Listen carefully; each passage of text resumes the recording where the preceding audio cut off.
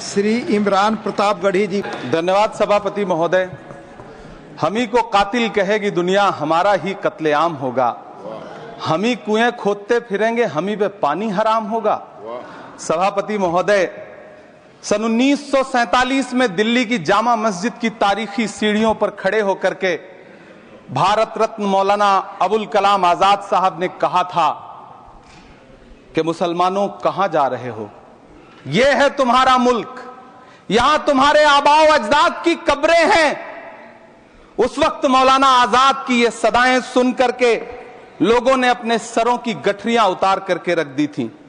आज उसी दिल्ली में मौजूद देश की संसद में एक बिल आया है जो हमसे उसी जामा मस्जिद की सीढ़ियों के सबूत मांगेगा, जो उन्हीं सीढ़ियों के पास अपनी कब्र में सोए हुए मौलाना आजाद को फिर से कब्र से सदा देनी पड़ेगी कि ये जो कब्र है वो मेरी कब्र है, ये किसी सरकार की जागीर नहीं है। सभापति महोदय, मैं जहां खड़ा हूं इसी संसद भवन के सामने सड़क के उस पार अपनी कब्र में सोए हुए भारत के पूर्व राष्ट्रपति फखरुद्दीन अली अहमद की कब्र है। शायद अब उस कब्र से भी सदाएं आए कि ये कब्र मेरी कब्र है, ये सरकार की जागीर नहीं है। सभापति महोदय, मैं वक्फ कानूनों में किए जा रहे संविधान विरोधी बदलावों के खिलाफ बोलने के लिए खड़ा हुआ हूं। संविधान का आर्टिकल 14 हो, 29 हो, 30 हो, चीख चीख कर कहता है कि देश में सब बराबर के हकदार हैं। आर्टिकल 26 कहता है कि सबको अपने अपने मजहबी कामों के लिए मंदिर, मस्जिद, गिरजाघर, गुरुद्वारों का निर्माण करने का हक है और उसका रखरखाव का भी हक है। लेकिन डॉक्टर बाबा साहब अंबेडकर के संविधान को हर दिन कुचलने वाली यह सरकार देश के मुसलमानों से नफरत में इतनी अंधी हो गई है कि खुलेआम देश की संसद में देश सरकार के माइनॉरिटी मिनिस्टर साहब और होम मिनिस्टर साहब झूठ बोलते हैं और देश को गुमराह करते हैं, झूठ शब्द असत्य बोलते हैं। सरकार ने इस बिल का नाम उम्मीद रखा है। मंत्री जी कल से इसे देश के मुसलमानों के लिए नई उम्मीद बता रहे हैं। नहीं मंत्री जी, न तो यह बिल मुसलमानों के लिए नई उम्मीद है और न ही उम्मीद की नई किरण। सभापति महोदय, भाजपा ने पूरे देश में वक्फ के नाम पर कई सारे झूठ फैलाए हैं। आइए आज उनकी सच्चाई पर बात करते हैं। वक्फ ट्रिब्यूनल को ऐसे बताया जाता है जैसे वक्फ ट्रिब्यूनल कोई मजहबी खाप पंचायत हो। सभापति महोदय, जबकि सच्चाई यह है कि वक्फ ट्रिब्यूनल भी तो सरकारी न्यायिक विभाग है जिसमें सरकार द्वारा नियुक्त जज होते हैं, जिसमें प्रशासनिक अधिकारी होते हैं, कहीं ऊपर से थोड़ी आ गए।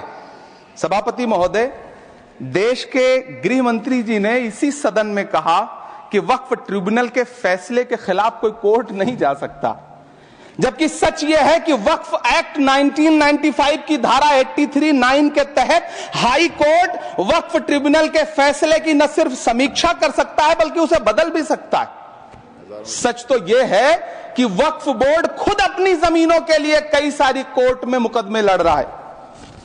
सभापति महोदय, दिल्ली की जिन 123 संपत्तियों को लेकर कल माइनॉरिटी मिनिस्टर, होम मिनिस्टर साहब और अभी आदरणीय नेता सदन बात कर रहे थे, आइए उनकी सच्चाइयों पे भी बात करते हैं।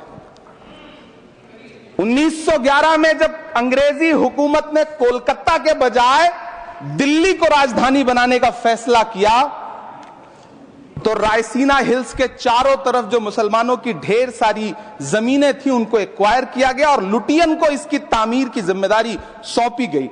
सेंट्रल विस्टा की तरह लुटियन जोन का मेगा प्लान तैयार हुआ, लेकिन उस वक्त के मुसलमानों ने उस वक्त की अंग्रेजी हुकूमत से अपनी इबादत गाहों को बचाने के लिए लड़ाई लड़ी। मामला ब्रिटिश गवर्नमेंट तक पहुंचा। तब यह तय हुआ कि वो जो धार्मिक स्थल हैं उन्हें जस का तस रहने दिया जाएगा।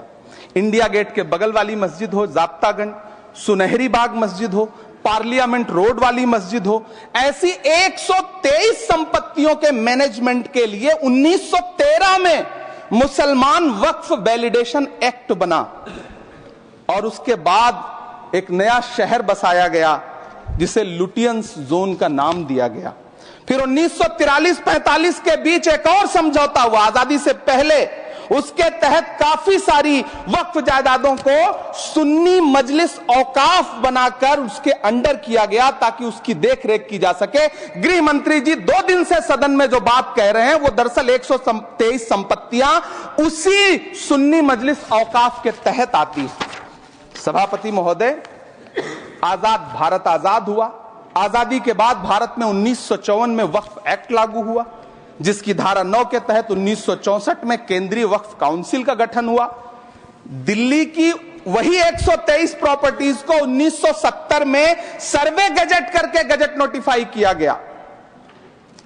इसके निपटारे के लिए पूर्व प्रधानमंत्री इंदिरा जी के द्वारा 1974 में एक बर्नी कमेटी बनाई गई।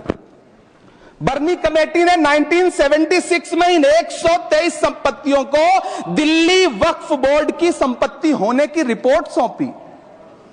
उस रिपोर्ट के आधार पर 1984 में कांग्रेस सरकार ने उन 123 प्रॉपर्टीज को दिल्ली वक्फ बोर्ड को सौंपने का फैसला किया, जिसके खिलाफ विश्व हिंदू परिषद कोर्ट गई। मामला 2011 तक पेंडिंग रहा। फिर 2011 में कोर्ट ने सरकार को आदेशित किया कि इसका निपटारा करो। तब 2013 में तत्कालीन यूपीए सरकार ने दिल्ली की उन्हीं 123 जायदादों को बर्नी कमेटी की सिफारिशों के मुताबिक वक्फ बोर्ड के हवाले किया। यही वो प्रॉपर्टीज हैं जिनके नाम से गृह मंत्री जी कल से कांग्रेस को कोस रहे हैं। फिर आई 2014 में भाजपा की सरकार, जो तब से इन जमीनों को हड़पने की साजिश कर रही है।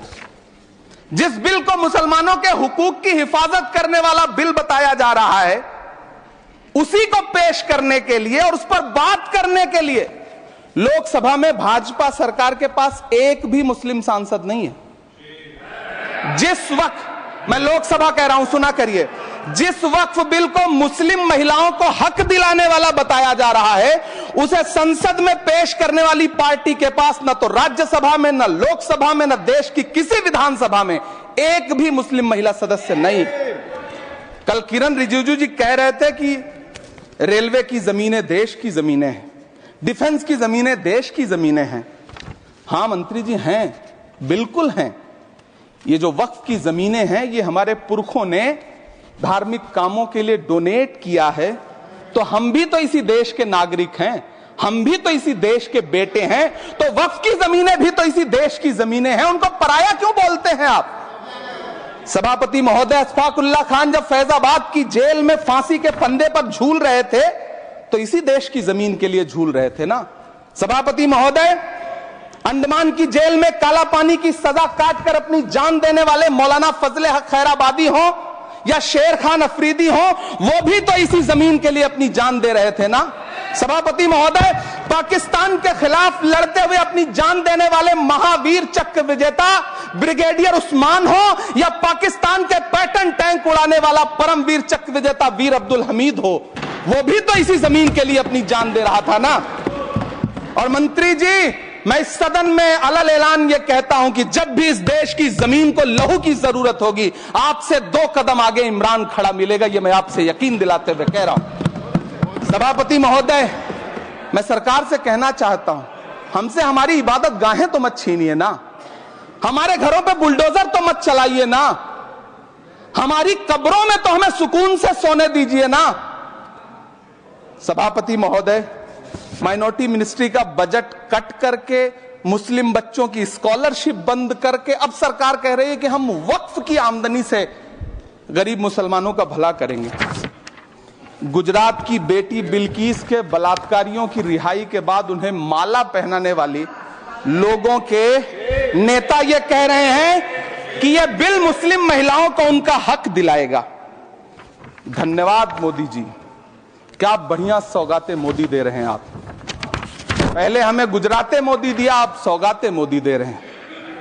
लेकिन यह सरकार इतना याद रखे कि इसी ठसक के साथ देश की संसद में सीए का कानून भी लाया गया था और कहा गया था बड़े बड़े भाषण देकर के कि पड़ोसी देशों से हिंदू भाइयों को ला करके यहां नागरिकता दी जाएगी। लेकिन मैं आपके संज्ञान में लाता हूं सर कि पिछले इतने दिनों में इनसे नागरिकता लेने के लिए 2000 व्यक्ति भी नहीं आए, जबकि इसके उलट इन्हीं की सरकार में पिछले 10 साल में 15 लाख से ज्यादा भारतीयों ने भारत की नागरिकता छोड़ करके दूसरे देश में जाकर के बस गए।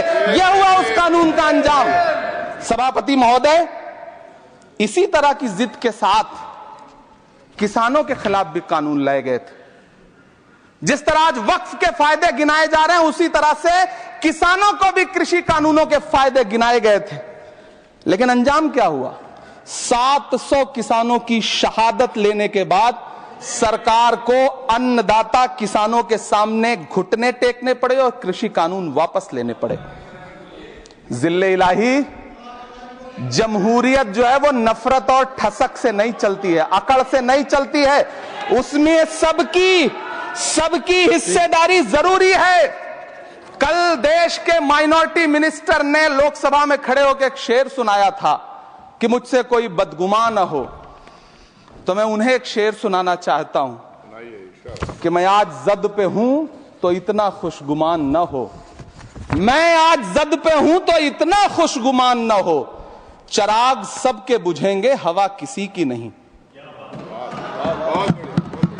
नीतीश कुमार जी हो, चंद्रबाबू नायडू जी हो, चिराग पासवान जी हो, जयंत चौधरी जी हो, देवे गौड़ा जी हो, जीतन राम मांझी जी हो, सबको समझना पड़ेगा कि जब जंगल में आग लगती है तो न वो बरगद बचते हैं जो हवा को आंधी में तब्दील करते हैं, न वो बांस बचते हैं जो आपसी रगड़ से चिंगारी पैदा करते हैं।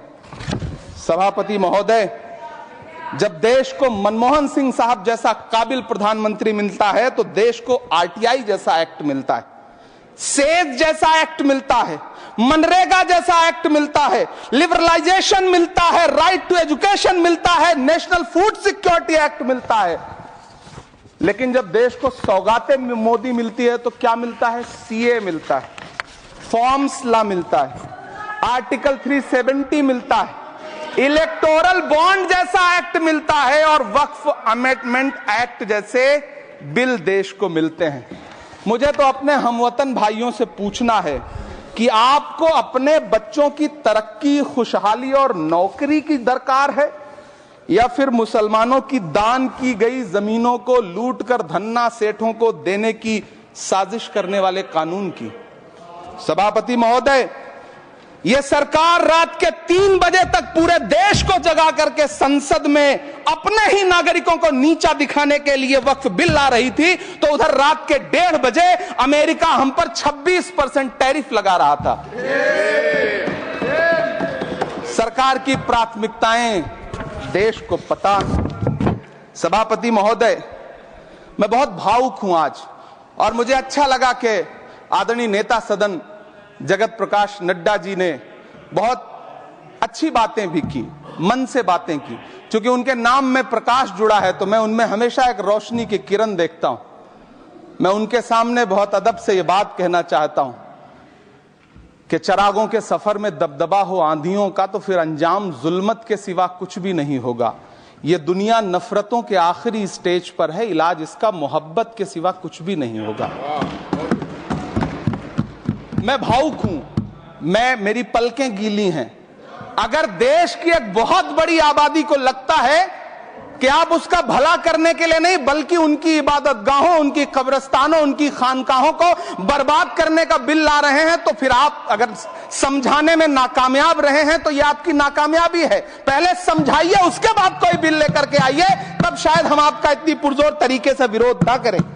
लेकिन सभापति महोदय, मैं अंत में सिर्फ इतना कहना चाहता हूं कि इस बिल में जो भी पॉइंट्स दिए गए हैं, बॉम्सी पोर्टल देख लीजिए, सरकार का झूठ आपको पकड़ में आ जाएगा। हम डरे नहीं हैं, हम सिर्फ सरकार से अपील कर रहे हैं कि हमें अपना समझिए। हम आपके अपने हैं, इस देश के नागरिक हैं और आप ताकत में हैं। संख्या बल के आधार पर बिल हो सकता है आप पास करा ले, लेकिन आपको यह बात समझनी पड़ेगी कि हम तो वो तारीख हैं, जहनों में रहना है जिसे कागजी पुर्जे नहीं जो फाड़ डाले जाएंगे। जिस जमीन पर मैं खड़ा हूं यह मेरी पहचान है। आप आंधी हैं तो क्या मुझको उड़ा ले जाएंगे? आपको यह बात समझनी पड़ेगी।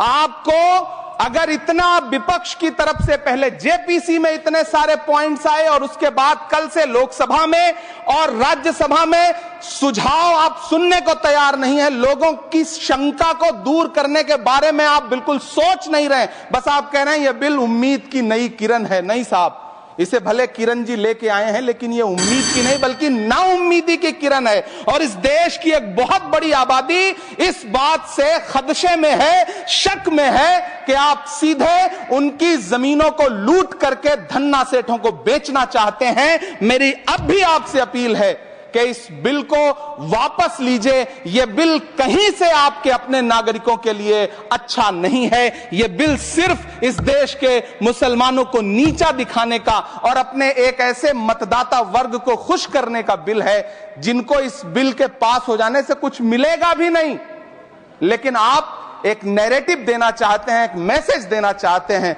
मेरी आपसे अपील है कि कृपया ये जो सबका साथ सबका विकास का नारा है, इस नारे को रत्ती भर तो चरित्रार्थ कर दीजिए। बहुत बहुत धन्यवाद।